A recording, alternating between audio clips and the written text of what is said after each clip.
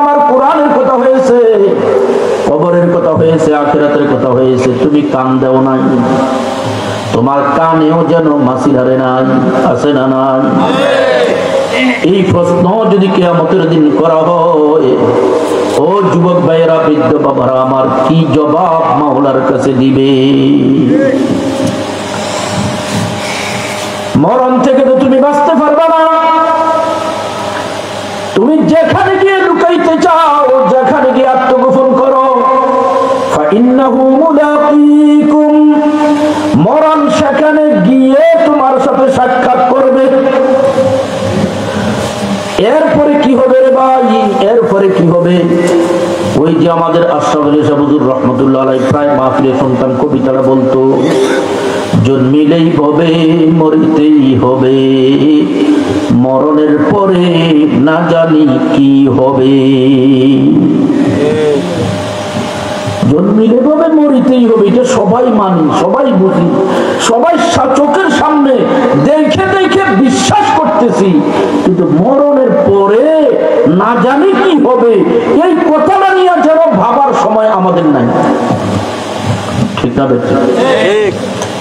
এই কথাটা ভাবার সময় যখন আসে, আমি আমাকে বুঝতেই এখনো যুবক হয়ে গেছো, এখনো দাড়ি ফাঁকে নাই, এখনো দাঁত পড়ে নাই, এখনো তুমি যুবক, এখনো তোমার চুলগুলি কাঁচা হয়ে গেছে, কিন্তু আমি বলবো এই কথা বইলা বইলা আখিরাত থেকে আমাকে যে ভুলাইয়া রাখলো, আমার থেকে আরো কম বয়সের কত যুবক যুবতী, কত বাচ্চা মানুষ পর্যন্ত আমার সামনে, চোখের সামনে দুনিয়ার থেকে বিদায় হয়ে গেছে, আছে না না? তো আমি যে এখনো রইলাম, এইটা না চিন্তা করার দরকার ছিল। আমি তো আরো 10 বছর আগেও মারা যেতে পারতাম, ঠিক না বেঠিক? আমি তো আরো 5-7 বছর আগেও দুনিয়ার থেকে চলে যেতে পারতাম। আমি আমার কথা বলি, গত কয়েক বছর হলো করোনা আমাদেরকে একটা বিশাল বড় আক্রমণ করে গিয়েছে, 5 বছর হয়ে গেছে, ঠিক না বেঠিক? ওই করোনার সময় একসাথে লেখাপড়া করেছি, আমার এমন সাথী চোখের সামনে বিদায় হয়ে গেছে। আমি তার জানাজায় অংশগ্রহণ করেছি, এমন কত আলেম বিদায় হয়ে গেছে, আমার জানাশোনা পরিচিত। আমি যে এখনো রইলাম, আল্লাহ যে আমাকে এখনো বাঁচিয়ে রাখলেন, কি জন্য? কি জন্য? একটু ভাবার জন্য। সুম্মা তুরাদ্দুনা ইলা আলিমিল গায়বি ওয়াশ শাহাদাতি, ও দুনিয়ার মানুষ, মরণই কি শেষ? না না না, শুরু মাত্র, মরণ শুরু মাত্র। इस दुनिया किया मुख्तसर एक ख्वाब है, मौत किया उस ख्वाब की ताबीर है। এই দুনিয়াটা হলো একটা স্বপ্ন, মরণটা হলো এই স্বপ্নের ব্যাখ্যা। শুরু হবে যে জগৎ, আর শেষ হবে না, ঠিক না বেঠিক? মৃত্যুবরণ করাই লাগবে। আই বেরাদার জি জাহানাত রক্তানাস, যাবো আজরাইল আখির দাদানাস, চু আহেঙ্গে রক্তান কুনাদ জানে পাক, চেবর তখতে মুরদান চেবর রোয়ে খাক। যখন সময় হবে যাইতেই হবে, বাঁচার কোনো উপায় নাই। আমি কি ওই সময় 5 তলায় শুয়ে আছি, না 5 তলায় শুয়ে আছি, মসজিদে আছি, না টেলিভিশনের সামনে আছি, আমি কি কোন নেক আমলে আছি, না কোন গুনার কাজে আছি, কিচ্ছু দেখা হবে না। সেখান থেকে চিল পাখি যেমনি থাবা দিয়ে মুরগির বাচ্চা নিয়ে যায়, আজরাইল এসে থাবা দিয়ে আমার রূহটাকে কেড়ে নিয়ে যাবে, না থাকা যাবে? মরণের পরে না জানি কি হবে। সুম্মা তুরাদ্দুনা ইলা আলিমিল গায়বি ওয়াশ শাহাদা, আল্লাহ তাআলা ওই কথাটা স্মরণ করে দিয়ে বলেন, বান্দা, অতঃপর তোমাকে ফিরাইয়া উঠানো হবে, ফিরিয়ে আনা হবে ইলা আলিমিল গায়বি ওয়াশ শাহাদা, দৃশ্য অদৃশ্য উভয় জগতের আলেম যিনি, উভয় জগতের সবকিছু জানেন যিনি, তিনার সামনে। যিনি প্রকাশ্যে যা করেছি তাও দেখেন, গোপনীয় ভাবে যা করি তাও দেখেন, সমান তার কাছে। তিনি কে? আওয়াজ দিয়ে বলেন কে? আল্লাহ। তার কাছে কি গোপনীয় কিছু আছে? না। ইয়ালামু খাইনাতাল আ'য়ুনি ওয়া মা তুখফিস সুদূর। আল্লাহ রব্বুল আলামিন নিজেই বলেন, ও দুনিয়ার মানুষ, আল্লাহ কে চিনুনি? তিনি এমন সত্তা যিনি জানেন ইয়ালামু খাইনাতাল আ'য়ুন, এই চক্ষু দিয়া তুমি কোন কোন দিকে তাকাইছো, না জায়েজ ভাবে, অন্যায় ভাবে, কি কি খেয়ানত করেছো চক্ষু দ্বারা, তিনি সব কিছু জানেন। ওয়া মা তুখফিস সুদূর, মনের ভিতরে, অন্তরের ভিতরে কি জল্পনা কল্পনা জল্পনা লুকিয়ে রেখেছো, সব কিছু সমান তালে জানেন কে? স্বামী স্ত্রী দুইজন একজন আরেকজনকে জড়াইয়া ধরে শুয়ে, এটা কি গুনার কাজ? দিব সোয়াবের কাজ। কিসের কাজ? সোয়াবের কাজ। স্বামী স্ত্রী এক বিছানায় শুইলে যদি দুইজন দুই দিকে মুখ করে শুয়ে থাকে, তখন বোঝা যায় ভিতরে কোনো সমস্যা আছে, কোনো ঝামেলা আছে। স্বামী স্ত্রী একজন আরেকজন জড়াইয়া ধরে শুবে, এইটাই স্বাভাবিক কথা। আর যতক্ষণ এইভাবে মহব্বতের সাথে শুয়ে থাকবে, নফল ইবাদতের সওয়াব আমল নামায় লেখা হতে থাকবে। এটা যেমন তেমন বিষয়। যাই হোক, সেটা আরেক দিকের কথা। আমি যে কথাটা বলতেছিলাম, স্বামী স্ত্রী দুইজন একজন আরেকজনকে জড়াইয়া ধরে শুয়ে রয়েছে, কিন্তু স্বামীর মনের ভিতরে কি কল্পনা জল্পনা আছে বিবি তা জানে। বিবির মনে কি কল্পনা জল্পনা আছে স্বামী তা জানে না, ঠিক না? ঠিক।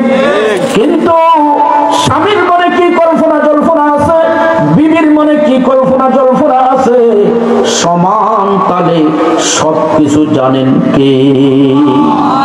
चूरिया आंखों की अवर सीनों का राज जानता है सबको तू आए बेनियाज। তিনি সব জানেন, সব জানেন, সব জানেন। ও বন্ধুরা আমার, গোপনীয় ভাবে যখন গুনাহ করতে যাব, মাদক সেবন করতে যাই, লুকায়ে লুকায়ে টাচ মোবাইলের ভিতরে কত অন্যায় অপরাধের গুনার বস্তুগুলি দেখি, দুনিয়ার কেউ দেখে না। মনে রাই করে বন্ধু, দুনিয়ার কারোর কাছে হিসাবও দেওয়া লাগবে না। যার কাছে হিসাব দেওয়া লাগবে তিনি প্রতিটা সেকেন্ডে সেকেন্ডে দেখতেছেন, ঠিক কিনা? তিনি সব দেখতেছেন। কাল কিয়ামতের মাঠে কোনো সাক্ষী লাগবে না, সাক্ষী লাগবে না। তিনি যদি আমাকে ধরে বসেন, ও জালেম নাফরমান, দুনিয়ার কোন মানুষকে দেখতে দেশ নাই, লুকাইয়া লুকাইয়া গুনার কাজগুলি করেছো, কিন্তু আসলে তো লুকাইয়া করতে পারো নাই, আমি আল্লাহ সব দেখছি। কি অবস্থা হবে তখন আমার? মুখটা কোথায় লুকাবো? কোনো সাক্ষী লাগবে না। স্বয়ং আদালতে হাকিম যখন বইরা বসবেন, কেমন হাকিম? আহকামুল হাকিমিন, ঠিক না বেঠি? আহকামুল হাকিমিন, তামাম বিচারকদের শ্রেষ্ঠ বিচারক যিনি, তিনার সামনে যখন হাজির হব, সুম্মা তুরাদ্দুনা ইলা আলিমিল গায়বি ওয়াশ শাহাদাতি ফায়ুনাব্বিউকুম, তিনি সব বলে দিবেন, সব খবর দিয়ে দিবেন। একজন সাক্ষীও লাগবে না, আপনার আমার স্বীকারোক্তিও লাগবে না। ও মুসলমান, তিনি নিজেই যখন সব কিছু বলে দিবেন, বিমা কুনতুম তা'মালুন, দুনিয়াতে যা করেছি সব, যা করেছি সব তিনি নিজেই বলে দিবেন, কোনো সাক্ষীর প্রয়োজন হবে না, ঠিক না বেটি? তারপরেও সাক্ষী থাকবে, তারপরেও সাক্ষী থাকবে। কথা লম্বা হয়ে যাবে ওদিকে গেলে। এক একটা গুনাহ করি, প্রকাশ্য করি আর গোপনে করি, 4টা সাক্ষী সাথে সাথে আমার বিরুদ্ধে দাঁড়ায়া যায়। এক নম্বরে, যেই জমিনে বসে দাঁড়ায়া শুইয়া, যেই জমিনে অবস্থান করে গুনাহটা করলাম, দুনিয়ার কেউ দেখে নাই, ওই জমিনটা তো আমার পায়ের নিচের জমিনটা তো দেখছে, ঠিক না বেটি? ইয়াউমা ইযিন তুহাদ্দিসু আখবারাহা, কিয়ামতের দিন এই জমিন সব বলে দিবে।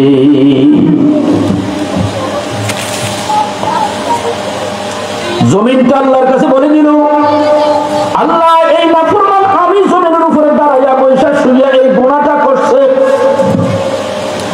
এইবার বলেন, যেখানে যত গোপনীয়তা অবলম্বন করে গুনাহ করে থাকি, এই হাত পাও চোখ কান নাক এগুলো সাথে ছিল কি ছিল না? এই অঙ্গ প্রত্যঙ্গগুলি দেখছে কি দেখে নাই? দেখেছে, দেখেছে। কাল কিয়ামতের মাঠে এই অঙ্গ প্রত্যঙ্গগুলি আল্লাহর কাছে জবান খুলে বলে দিবে, আল্লাহ দাস্তে গুয়াদ মানচুনি দুজদিদাম লব্ব গুয়াদ মানচুনি বুসিদাম সামঈ গুয়াদ চিদাম সমরুল কালাম চশমে গুয়াদ দিদাম সোয়ে হারাম। জবান বলে দিবে, আমার চক্ষু বলে দিবে, আমার কান বলে দিবে, হাত বলে দিবে, পাও বলে দিবে। এই অঙ্গগুলি ব্যবহার করে করে কি গুনাহগুলি করেছি সব আল্লাহর কাছে খুলে বলে দিবে। বলে না, এগুলো কথা বলবে কেমন? এগুলো কি জিহ্বা আছে? আমি বলি মুসলমান, জবানে জবানে যে কথা বলে, এই কথা বলার শক্তি দিয়েছেন কে? আল্লাহ। হাতে ধরে ধরার যোগ্যতা হাতের মধ্যে দিয়েছেন কে? পায়ে হাঁটে, পাওকে হাঁটার যোগ্যতা দিয়েছেন কে? ওই আল্লাহ। কাল কিয়ামতের ময়দানে জবানটার মধ্যে তালা লাগাইয়া হাতকে কথা বলার শক্তি দিয়া দিতে পারেন কি পারেন না? পাওকে চলার শক্তিরে বাদ দিয়া কথা বলার শক্তি দিতে পারেন কি পারেন না?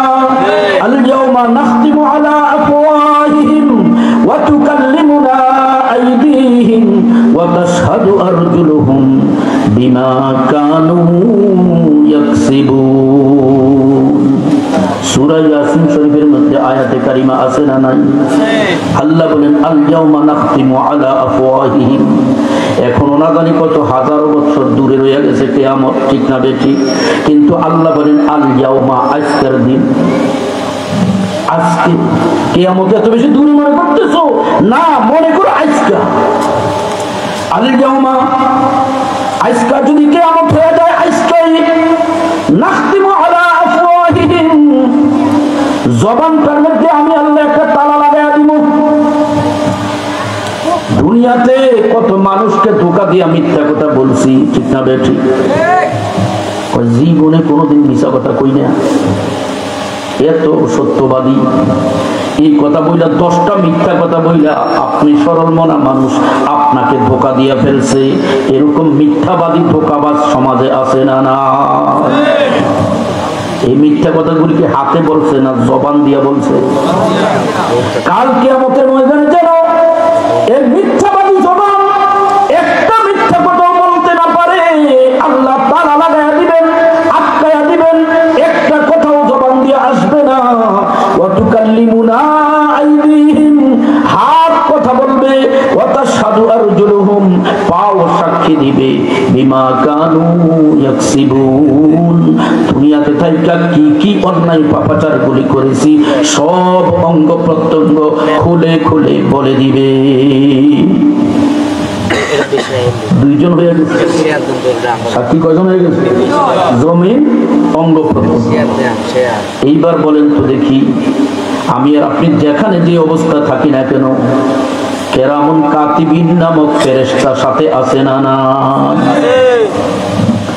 ওই ফেরেশতা কিন্তু আমার সাথে সাথে গেছে, ওই ফেরেশতা আমার সাথে সাথে আছে। কিরামান কাতিবিন ইয়ালামুনা মা তাফআলুন, যা করি সব কিছু আল্লাহ পাক রব্বুল আলামিনের কাছে ওই কিরামান কাতিবিন ফেরেশতারা বলে দিবে, বলে দিবে। ও মুসলমান, ঘুষ দিয়া মুখ বন্ধ করার কোনো ব্যবস্থা নাই, আছে নাকি? দুনিয়াতে কত মিথ্যা সাক্ষী বানায়া দিয়েছে টাকা পয়সা দিয়া। হাসরের দিন ঘুষ দিয়া এই ফেরেশতাদেরকে দমানোর কোনো ব্যবস্থা থাকবে না, ঠিক কিনা? তিনজন হয়ে গেছে, কয়জন? আমার গুনাহ করলাম একটা, এই আমার বিরুদ্ধে সাক্ষী হয়ে গেছে তিনজন। আল্লাহ তাআলা বলেন না, আরো আছে। আপনি আর আমি যেখানে যাই আমার সাথে একটা আমল নামা আছে না নাই? ওয়া ইযাস সুহুফু নুশিরাত, কাল কিয়ামতের ময়দানে ওই আমল নামাটা যখন খুলে দেওয়া হবে তখন জালিম দেখবে, নাফরমান দেখবে, আর বলতে থাকবে হায় আফসোস, ইয়া ওয়াইলাতানা, হায় আফসোস, হায় আফসোস, কত গুনাহ করেছি যেগুলো আমারও মনে নাই। কিন্তু ওই যে আমল নামার দিকে তাকিয়ে দেখি, মালি হাযাল কিতাব, এটা কেমন কিতাব, কেমন কিতাব, লা ইউগাদিরু সাগীরাতান ওয়ালা কাবীরাতান ইল্লা আহসাহা, ছোটটাও ছাড়ে নাই, বড়টাও ছাড়ে নাই, যা করেছি সব কিছু তার মধ্যে শামিল করে রাখছে। ওয়াজাদু মা আমিলু হাযিরা, যা করেছে সব তার সামনে উপস্থিত পাবে। আমল নামা কিয়ামতের দিন খুলে দেওয়া হবে। আমল নামায় বলে দিবে, দেখো দেখো কোথায় লাল কালিগুলি আছে, কালো কালিও আছে, ওয়াজ মাহফিল আসছিল কালো কালি দিয়ে লেখা, মসজিদে গিয়েছিল কালো কালি দিয়ে লেখা, পর্দামতে চলছে কালো কালি দিয়ে লেখা, স্বামীর খেদমতে ছিল কালো কালি দিয়ে লেখা, রমজান মাস আসতেছে যথাযথ রোজাগুলি রাখছে, তারাবির নামাজগুলি যথাযথ আদায় করছে, ইফতারি খাইছে, আরেকজনকে ইফতারি খাওয়াইছে, অন্য রোজাদারকে পেট ভরাইয়া এক বেলা খানা খাওয়াইয়া দিছে, দান সদকা করছে, যাকাত আদায় করেছে, কোরআন তেলাওয়াত করছে, যতগুলি আমল করছে সব লাল কালি দিয়ে লেখা। কিন্তু তার ফাঁকে ফাঁকে যে কত লেখা কালো, সব আমলগুলি নেক আমলগুলি কালো কালি দিয়া লেখা। কিন্তু এই কালো কালি দিয়া লেখাগুলির ফাঁকে ফাঁকে কত দেখা যায় লাল কালির লেখা। ব্যাপারটা কি, ব্যাপারটা কি?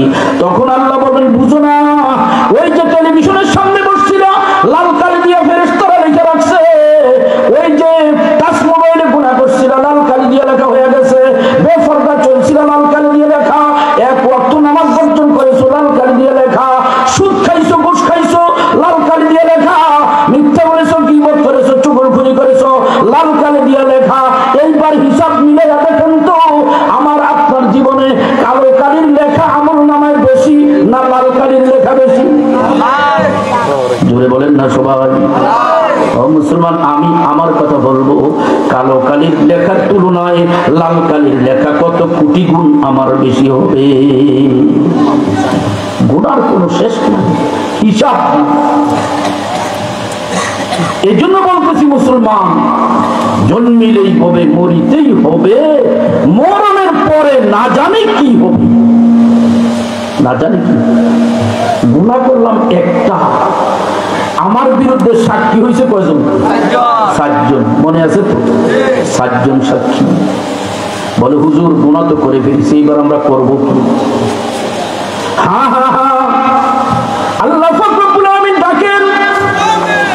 দেওয়াতুরি মহাসম্মেলন অনুষ্ঠিত হয়েছে, শামিয়ানা টানানো হয়েছে, বাজা বাজা রাতে হাসতি বাজা, গির কাফেরো গিবরো বুত ফরস্তি বাজা, این درگاہ ما درگاہ نا امید دینیس صدبار اگر توبہ شکستی باز آ আল্লাহ তাআলা ডাকতেছেন, ও বান্দা ফিরে আসো, ফিরে আসো। আর টেলিভিশনের সামনে থাকো না, টাচ মোবাইল নিয়ে থাকো না, দোকানে ফাঁকে ঘুরো না, ঘরে বাড়িতে বসে থাকো না, আসো আসো, শামিয়ানার নিচে আসো, বসো।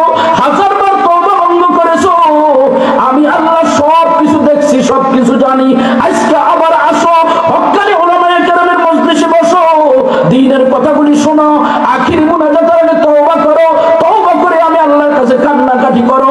আমি আল্লাহ এখনো কথা দিলাম, তোমার জীবনের সব লাল কালিগুলি মুছে দিব,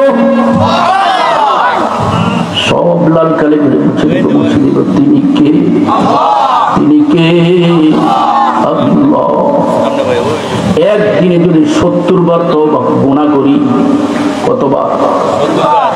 মা আসররা মান ইস্তাগফারা ওয়া ইন আদা ফিল ইয়াউমি 70 মাররা। আল্লাহর নবী বলেন 70 বার যদি একদিনে তুমি তওবা ভঙ্গ করে করে গুনাহ করো, এরপরে যদি আবার ফিরে আইসা তওবা করো, আল্লাহ নবী বলেন আল্লাহ তখনও তোমাকে এমন ভাবে মাফ করে দিবেন মনে হয় যেন আজকের দিনে 70 বার গুনাহ তুমি করো নাই। আল্লাহ এত দয়াবান, এত মায়াবান। আল্লাহ তাআলা এত বড় মেহেরবান। আল্লাহ তাআলা চান আমার বান্দা আমাকে রব বলে স্বীকার করুক, রব বলে ডাক দিক, রব বলে আমার কাছে মাফ চাক, আমি আল্লাহর সাথে সাথে মাফ করে দেব। এই জন্য কথাটা যেখান থেকে শুরু করেছিলাম, আমার আপনার মরণ সত্য, কবর সত্য, মরণের পরে কবরে গেলে না জানি কি হবে। এই কথাটা বুঝার জন্য, ফিকির করার জন্য এই মহাসম্মেলনের আয়োজন ওলামায়ে কেরাম যুব সমাজ করে থাকেন, ঠিক কিনা? না অন্য কোনো উদ্দেশ্য আছে এখানে? না না না, একমাত্র আমার এলাকাবাসীকে আখিরাতের কথা স্মরণ করাইয়া দেওয়ার জন্য, মরণের স্মরণ করাইয়া দেওয়ার জন্য, কবরের খবর কি হবে একটু কানের মধ্যে দিয়ে দেওয়ার জন্য এই আয়োজনটা থাকি। ও মুসলমান, এই জন্য আমি অনেক সময় বলে থাকি, আপনার ছেলেটা বিদেশ গেছে, আপনার বাবাটা বিদেশ গেছে, বিদেশে যাইতে হলে অন্য কিছু লাগুক আর না লাগুক, দুইটা জিনিস লাগে, একটা পাসপোর্ট আর একটা ভিসা। লাগে কিনা? পাসপোর্ট ছাড়া, ভিসা ছাড়া বিদেশ যাওয়া যায় না। যদি কোনো ব্যক্তি পাসপোর্ট ভিসা ছাড়া গায়ের জোরে দিয়া ফ্লাইট উঠে গেছে, বিদেশ যাবে, বিদেশের এয়ারপোর্টে যাইয়া নামতে দেরি, ও মুসলমান ওই দেশের আইনশৃঙ্খলা বাহিরে আইসা হ্যান্ডকাপ লাগাইতে দেরি করবে না, ঠিক না বেঠি? জেলখানায় নিয়ে ঢুকাবে, লাল গুদামের আসামি হওয়া ছাড়া কোনো উপায় নাই, ঠিক না বেঠি? আর যদি পাসপোর্ট লইয়া, ভিসা লইয়া যদি বিদেশে যাইতে পারি, ওই দেশের এয়ারপোর্টে নামার সাথে সাথে ওই দেশের সরকারের দায়িত্ব হয়ে যাবে আমাকে একজন সম্মানিত নাগরিকের মতো আমাকে নিরাপত্তা দেওয়া, ঠিক কিনা? ও মুসলমান, দুনিয়ার বিদেশে তো পাসপোর্ট ভিসা ছাড়া যাওয়া যায় না। এখন ধরে নেন পাসপোর্টও নাই, ভিসাও নাই, আপনিও নিয়োগ করলেন বিদেশেও যাব না, বাঁচা যাবে, ঠিক না বেঠিক? পাসপোর্টও নাই, ভিসাও নাই, বিদেশ যাব না, সৌদি আরব যাব না, তো কোনো অসুবিধা আছে? পাসপোর্ট ভিসার কোনো সমস্যা আছে? আর লাগবে? লাগবে না। কিন্তু মুসলমান যদি যান, পাসপোর্ট ভিসা ছাড়া যাওয়া যাবে না। এইবার আখিরাতের জগৎ হিসাব করে দেখেন, ও মুসলমান, মরণ একটা বর্ডার, তার কাটার বেটা বেড়া, ওই তার কাটার বেড়ার এই পাশে হলো দুনিয়া, ওই পাশে হলো আখিরাত, কবর দিয়া শুরু, ঠিক না বেঠি? এই মরণ বরণ করা লাগবে, বাঁচার কোনো উপায় নাই। ও মুসলমান, যদি মরণ বরণ করতেই হয়, মরণের পরে তো আর আমার লাশটা ফ্রিজে রাখা দিবে না, দুনিয়াতে রাখা দিবে না, আত্মীয় স্বজন সবাই মিলে তাড়াতাড়ি করবে, বের করো বের করো। ছেলে মেয়ে কানতে কানতে কলিজা ফাটায় ফেলবে, তারপরেও এই কথা বলবে না যে আমার আব্বাকে ঘরে রেখে দিব, কবরে দিব না, আমার আম্মাকে রেখে দিব, কবরে দিব না। এত মহাব্বতের বাবা, এত মহাব্বতের মা, যার মরণে কানতে কানতে কলিজা ফাটাইয়া ফেলতেছি, কলিজা ফাটাইয়া ফেলবো, কলিজা ফাটাইতে ফাটাইতে কানতে কানতে নিজেও মরে যাব, তারপরেও বাবার লাশ, মায়ের লাশ ঘরে রাখতে রাজি নাই, ঠিক না? সবাই ঠেলে ঠেলে বের করে দেবে।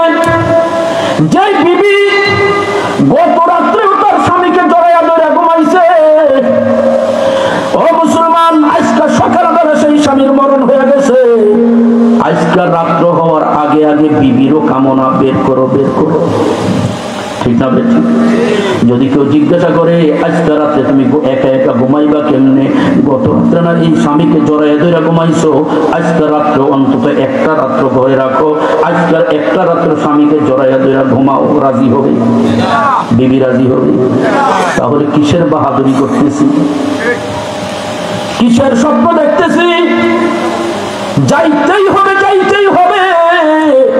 ও মুসলমান, তবে যদি যাইতে হয় পাসপোর্ট ভিসা নিয়ে যাইতে হবে, ঠিক না? পাসপোর্ট ভিসা ছাড়া যাওয়া যাবে না। ও মুসলমান, কিন্তু যাওয়া তো লাগবেই, যাওয়া তো লাগবেই।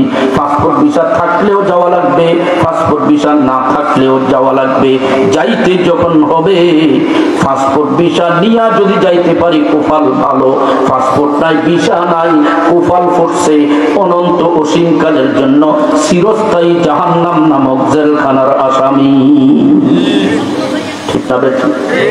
যদি পাসপোর্ট ভিসা হয়ে যাইতে পারি, পাসপোর্ট ভিসা নিয়ে যদি সেখানে যাইতে পারি, ও মুসলমান, সৌদি সরকার যেমন আমাকে নিরাপত্তা দেওয়ার দায়িত্ব হয়ে গিয়েছিল, ঠিক তদ্রুপভাবে পরকালে যাওয়ার পরে, কবরে যাওয়ার পরে যদি আমার পাসপোর্টটা জেনুইন থাকে, ভিসাটা জেনুইন থাকে, এই পাসপোর্ট নিয়ে যদি মাওলার কবরে যাইতে পারি মুসলমান, তখন দুইজন ফেরেশতা এসে জিজ্ঞাসা করবে, মার রব্বুক, ও বান্দা বলো দেখি তোমার রবকে।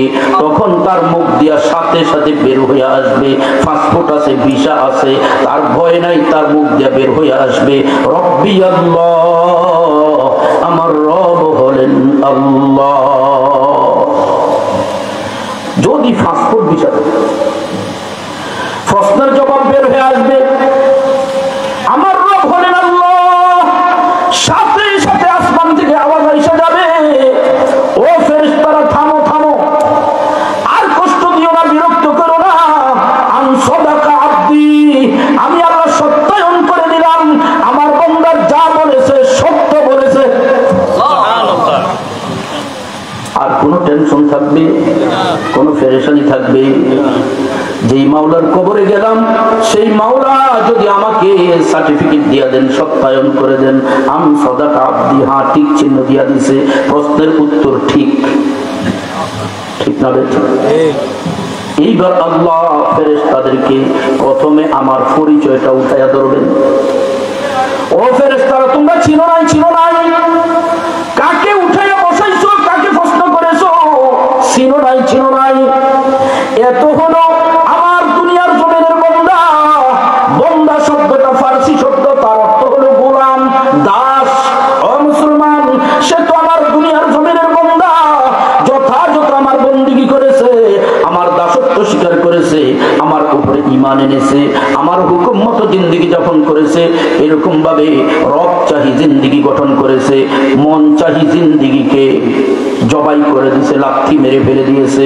মন চাহি জিন্দেগিকে বর্জন করে রব চাহি জিন্দেগি বানাইয়া পাসপোর্ট ভিসা লইয়া আমার বান্দা যখন কবরে আসছে, যা ফেরেশতারা তোমরা সাক্ষী থাকো, আমার এই বান্দাকে দুনিয়ার বন্দিগির কারণে আজকে আমি তাকে দুনিয়াতে বান্দা বলেছি, আজকে আর বান্দা বলবো না। আজকে তোমাদেরকে সাক্ষী রাখা আমার এই বান্দাটাকে এখন থেকে নিয়া আমি জান্নাতি ভিআইপি মেহমান বানাইয়া, রাষ্ট্রীয় ভিআইপি মেহমান বানাইয়া বরণ করে নিলাম। জান্নাতি ভিআইপি মেহমান, কিসের বান্দা? এখন থেকে সে আমার জান্নাতি দুলা দুলা। অতএব ফেরেশতারা যাও যাও, তাড়াতাড়ি করে আপ্যায়নের ব্যবস্থা করো। ফেরেশতা বলবে আল্লাহ কিসের আপ্যায়ন করবো? আল্লাহ বলবেন এক নম্বরে হাত দিয়ে দেখো আমার এই বান্দার ফিটের নিচে কত ঠান্ডা মাটি আছে না নাই? আল্লাহ, ফিটের নিচে কত ঠান্ডা মাটি। আমার বান্দাকে দুনিয়ার মানুষের আপনজনেরা তাকে এনে কবরে শোয়া রেখে গেছে। কথা শুনি, আমরা খেয়াল করে কথা শুনি, কথা আওয়াজ তো বুঝতেছে মনে হয়, খেয়াল করি। তখন আল্লাহ ফেরেশতাকে বলবেন, ফেরেশতা দেখো আমার বান্দার ফিটের নিচে হাত দিয়ে দেখো, আমার জান্নাতি ভিআইপি মেহমান কত ঠান্ডা মাটির উপরে শুয়ে রয়েছে। বর্ষাকালে কত লাশ ফেটকাদের উপরে রেখে চলে আসি, ঠিক কত লাশ কবরে বুড়বুড় করে পানি উঠতেছে, পানির উপরে ছেড়ে দিয়ে চলে আসি। আমি বলি কোনো টেনশন নাই, কোনো পেরেশানি নাই, কোনো সমস্যা নাই। পাসপোর্ট ভিসা লইয়া যদি মাওলার কবরে যেতে পারি, আল্লাহ তাআলা এক নম্বরের মেহমানদারি করবেন। ফাআফরিসুহু মিনাল জান্নাতি, ফেরেশতারা আমার যাও যাও জান্নাতি বিছানা, জান্নাতি চাদর এনে তার পিঠের নিচে বিছায়া দাও। সুবহানাল্লাহ। জান্নাতি চাদর, জান্নাতি বিছানা তার পিঠের নিচে বিছায়া দাও। ফেরেশতারা একটা সেকেন্ড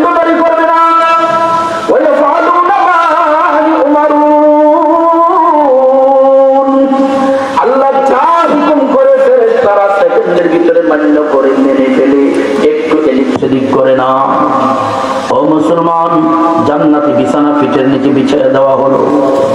এবার আল্লাহ বলেন 2 নম্বর আপ্যায়ন করো। দেখো জান্নাতি ভিআইপি মেহমান, মেহমান যত মান সম্মানগত, মেহমান যত সম্মানী, যত দামি, তার পোশাকটাও তত দামি হতে হয়, ঠিক কিনা?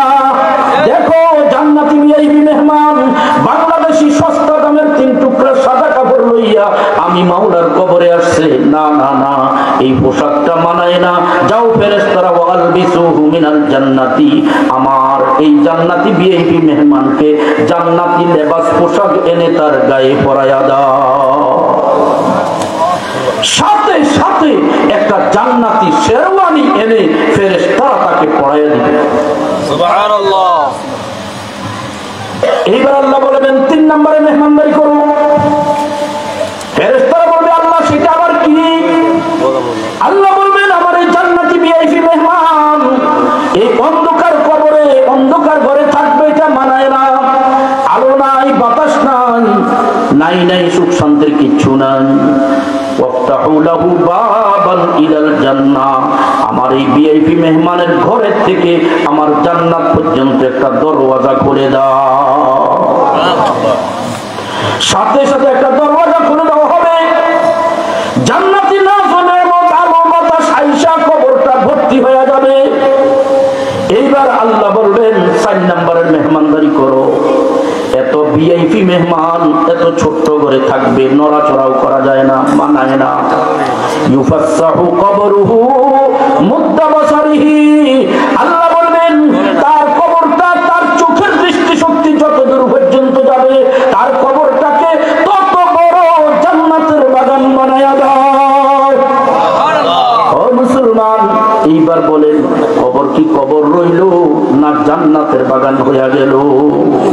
قال رسول الله صلى الله عليه وسلم القبر روضة من رياض الجنة, তার কবরটা কবর থাকলো না, জান্নাতের একটা বাগান হয়ে গেল। এবার 6 নম্বরের মেহমানদারি, তাকে ডাক দিয়ে বলবে হে বন্দা, হে মেহমান, নাম ঘুমাও। সুবহানাল্লাহ। ঘুমাও ঘুমাও। কেমনে ঘুমাইবা? কানাউমাতিল আরুস, দুলা জামাই শ্বশুর বাড়িতে গিয়া যেরকম নো টেনশন, কোন টেনশন নাই, পেরেশানি নাই, কামাই রোজগার করবে শ্বশুরে, বাজার করবে শ্বশুরে, পোড়া পোড়া হয়ে রান্না করবে শাশুড়ি, আমার টেনশন কিসের?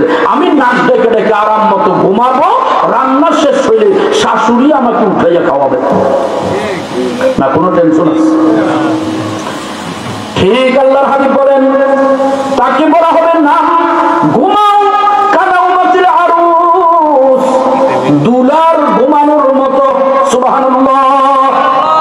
আল্লাহর হাবিব বুঝার জন্য আমাকে দুনিয়ার এই উদাহরণ দিয়েছেন। আর নতুবা দুনিয়ার দুলা তো ঘুমাইলে কতক্ষণ পরে শালা শালি এসে ডিস্টার্ব করে, গুতা মারে। খানা রান্না হয়েছে, শাশুড়ি উঠাইয়া খানা খাওয়ায়, ঘুমের নষ্ট হয়, ঘুমের ডিস্টার্ব হয়, কি হয় না? ওই যে জান্নাতি ভিআইপি মেহমান পাসপোর্ট ভিসা নিয়ে যদি কবরে যাইতে পারি, তখন আমাকে বলা হবে ঘুমাও ঘুমাও ঘুমাও। একটা ঘুম দিয়েছি, সারাসারি ডিস্টার্ব করলো না, শাশুড়ি এসে ডাক দিল না। একটা ঘুমের থেকে দ্বিতীয়বার যখন উঠা জাগ্রত হলাম, উঠা ঘড়ির দিকে তাকায়া দেখি 40,000 বছর অতিক্রম হয়ে গেছে। ও মুসলমান, এরকম ঘুমানোর দরকার আছে না? পাসপোর্ট লাগবে, ভিসা লাগবে, হুজুর সেটা আবার কি? ইন্নাল্লাযীনা আমানু ওয়া আমিলুস সলিহাত, আল্লাহ তাআলা বলেন যারা ঈমান আনয়ন করলো, নেক আমল করলো।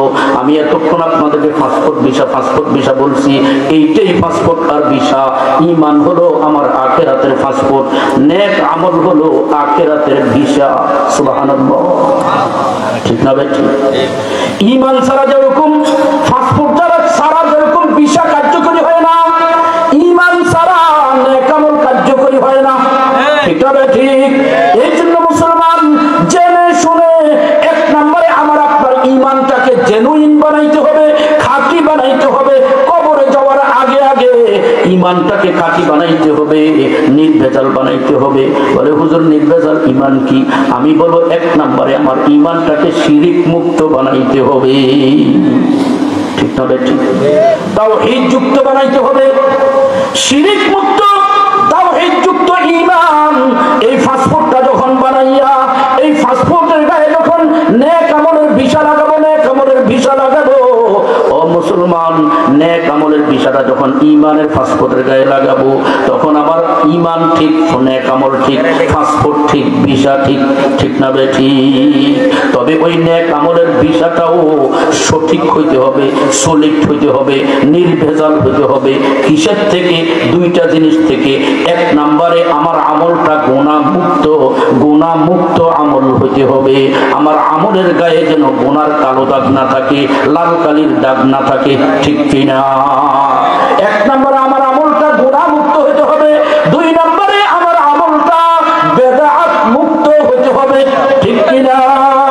আমি বেদাত করলাম নেক আমল মনে করে কিন্তু না, আমার নেক আমলগুলি ধ্বংস হয়ে গেছে, আমার নেক আমলগুলি নষ্ট হয়ে গেছে। এই জন্য নেক আমল হতে হবে বেদাত মুক্ত, সুন্নত যুক্ত। ঠিক না ঠিক? বেদাত মুক্ত, সুন্নত যুক্ত নেক আমল আমাকে আপনাকে বানাইতে হবে। এই ঈমান আর নেক আমল নিয়া যদি মাওলার কবরে যাই, কবরে যাইতে দেরি হবে, আল্লাহ আমাকে জান্নাতি ভিআইপি মেহমান বানায়া বরণ করে নিতে দেরি করবেন না। আর যদি পাসপোর্ট নাই, ভিসাও নাই, এবার আপনি যেমন বললেন দুনিয়ার জমিনে বিদেশে যাব না, পাসপোর্ট ভিসার কি দরকার?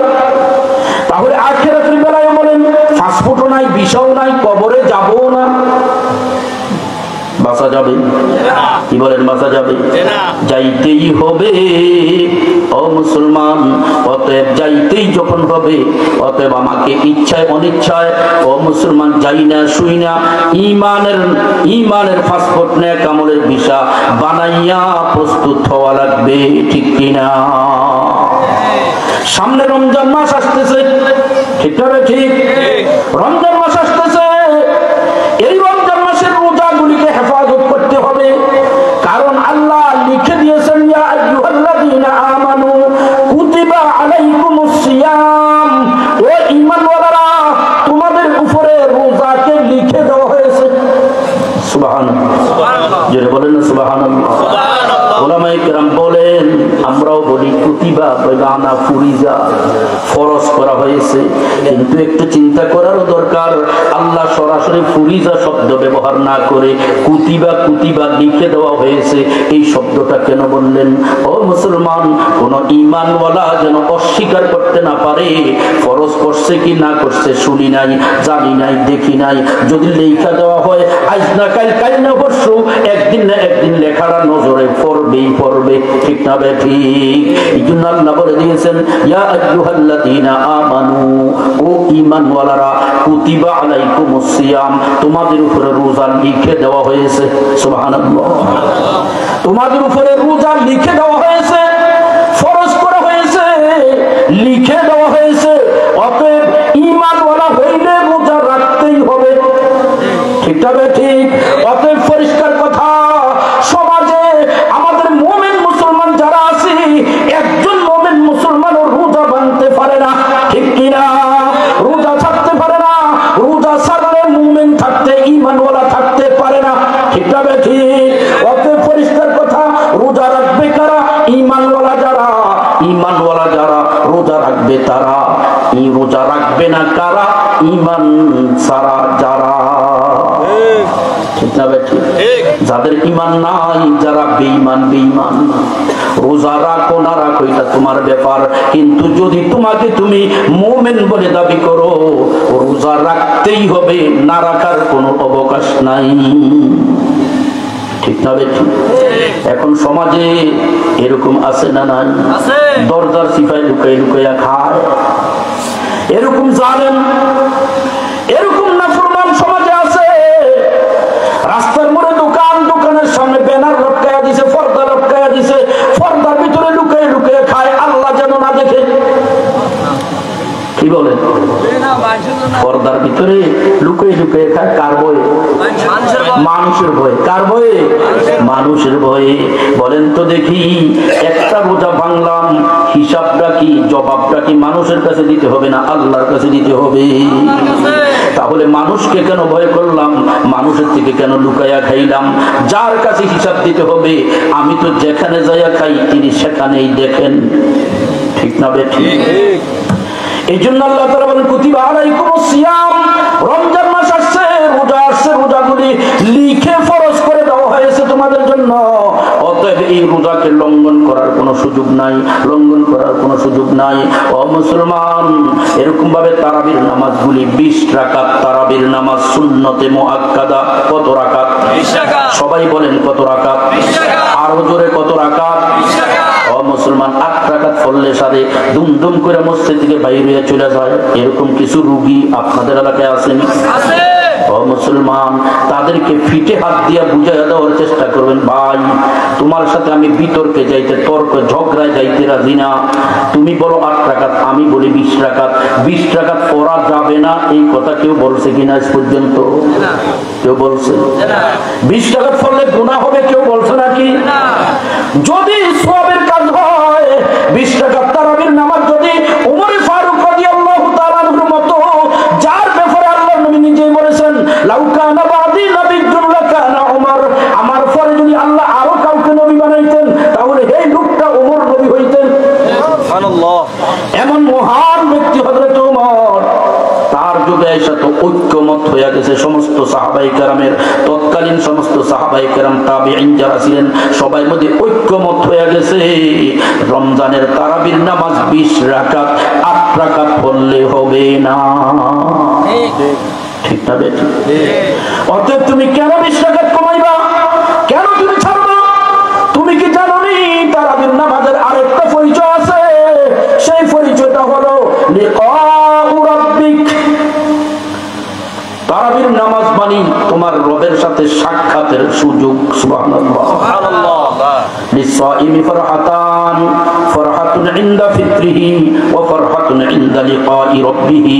নবীজি বলেন রোজাদারের দুইটা খুশির সময়, একটা হলো ইফতারের সময়, আরেকটা হলো আল্লাহর সাথে সাক্ষাতের সময়। সমস্ত মুহাদ্দিসে কেরাম একমত, এই ফারহাতুন ইনদা লিকাই রাব্বিহি, আল্লাহর সাথে সাক্ষাতের সময়ের খুশি, এই সাক্ষাতের সময় বইলা তারাবির নামাজকে বোঝানো হয়েছে। তাহলে তারাবির নামাজ মানে, তারাবির নামাজ মানে আল্লাহর সাথে সাক্ষাতের একটা শুভ সুযোগ, সাক্ষাতের সময়। 11 মাস ওয়েটিং রুমে ছিলাম, অপেক্ষমান ছিলাম। ডাক্তারকে রোগী দেখাইতে যাই কি যাই না, দুপুরে যাইয়া সিরিয়াল দিয়া বসছি, রাত্রের 8টা বাজে আমার ডাক আসছে, হুজুর আসেন, এখন আপনার সিরিয়াল। এইবার যে রোগী যাইয়া চেম্বারে ঢুকছে, মনে মনে কামনা করে যদি আমাকে ডাক্তার আধা ঘন্টা সময় দিত। কিন্তু রোগী ডাক্তার তো বড় চালু, বড় চালাক, 1-2 মিনিট পরে হ্যাঁ সারতে যান। মনে মনে আফসোস হয়ে রোগী বাইর হয়ে আসে। ঠিক না বেঠিক? ও মুসলমান, ডাক্তারের সাথে সাক্ষাতের জন্য মনে মনে কামনা করি আমাকে যদি আরেকটু সুযোগ দিত, আরেকটু সুযোগ দিত, আরেকটু সুযোগ দিত। আল্লাহ নবীর কথা সত্য না মিথ্যা? আল্লাহ নবী তো বললেন তারাবির নামাজ মানে আল্লাহর সাথে সাক্ষাতের সময়। এখানে কেন কাইতেছিরা ছোট বানাইতেছ? কোফাল পড়ছে, কোফাল পড়ছে। ঠিক না বেঠিক? দুর্ভাগ্য কোফাল পড়া। এই জন্য আল্লাহ তাআলা বলেন 20 রাকাত তারাবির নামাজ পড়ো, 40টা সিজদা আমি মাওলাকে তুমি করো, তোমার আমার সাথে তোমার সাক্ষাতের সময়টা অনেক লম্বা হবে, অনেক দীর্ঘ হবে। তুমি যে 8 রাকাত হইয়া ফুরফুর করে মসজিদ থেকে বাইরে বাড়ির দিকে রওনা করলা, তুমি কি জানো নি 12 রাকাত নামাজ বাদ দিয়া 24টা সিজদা তুমি ছাইড়া দিছো? তোমার মতো পোড়া কোপাল আর কাকে বলে? রমজানের সময় এমনিতেই তো লাসিদাতুল ওয়াহিদাতুল খায়রুম মিনাদ দুনিয়া ওয়া মা ফিহা, একটা সিজদার দাম 7 আসমান 7 জমিন সম্বলিত। গোটা দুনিয়াটার দাম যত, আল্লাহর কাছে একটা সিজদার দাম তার চেয়ে আরো বেশি। এরকম রমজান মাসের ভিতরে 12টা সিজদা তুমি দৈনিক ছাইড়া দিতেছো, আর তুমি বলতেছো যে তুমি ঠিক ইমাম সাহেব বেঠিক, মুসল্লিরা বেঠিক। আওয়াজ দিয়ে বলেন নাউযুবিল্লাহ। ও মুসলমান, এই জন্য বলতেছিলাম রমজান মাস আসতেছে, এই ঈমানের পাসপোর্ট নেক আমলের ভিসাকে নবায়ন করার সময় প্রতিজ্ঞাবদ্ধ হইতে হবে, একটা রোজাও ছাড়বো না, একটা তারাবিও মিস করবো না। রমজান আসবে তো যে হাদিস শরীফটা তেলাওয়াত করেছিলাম, কথা বলার সময় আর হাতে নাই, ওই হাদিস শরীফ থেকে ও মুসলমান উদ্দেশ্য তেলাওয়াত করার এইটাই ছিল, রমজান মাসে বেশি বেশি করে কোরআন তেলাওয়াত করব, রমজান মাসে জবানটাকে হেফাজত করব, রমজান মাসে বস্ত্রহীন ব্যক্তিকে বস্ত্রের ব্যবস্থা করে দিব, ক্ষুধার্ত ব্যক্তিকে বেশি বেশি করে ইফতারি এবং খানার ব্যবস্থা করে দিব, বেশি বেশি উঠা বসা চলাফেরা দুরূদ শরীফ পড়ব। তখন মুসলমান ঈমান আর পাসপোর্ট আমার জেনুইন হবে, মজবুত হবে। ইন্নাল জান্নাতা তাশতাকু, এই আমলগুলি যারা করবে তাদের জন্য আল্লাহর জান্নাত অধীর আগ্রহে অপেক্ষা করতে থাকবে। আল্লাহর এই বান্দা মৃত্যুবরণ করতে দেরি হবে, আল্লাহর জান্নাত তাকে টান দিয়া কোলে লইতে দেরি হবে না। এই জন্য রমজান মাস আসতেছে, সাবধান সাবধান। জবানটাকে কন্ট্রোল করতে হবে 16 আনা 16 আনা, ফ্যাটটাকে কন্ট্রোল করতে হবে 16 আনা 16 আনা। অন্য অঙ্গ প্রত্যঙ্গের গুনাহ যদি আমার ইচ্ছা অনিচ্ছা হইয়াও যায়, আল্লাহর কাছে সাথে সাথে মাপ চাইয়া নিব, কিন্তু জবানটাকে আর ফ্যাটটাকে 16 আনা 16 আনা কন্ট্রোলে রাখবো। ফ্যাটটার ভিতরে হারাম ঢুকাবো না, জবান দ্বারা মিথ্যা গীবত চুগলখড়ি করব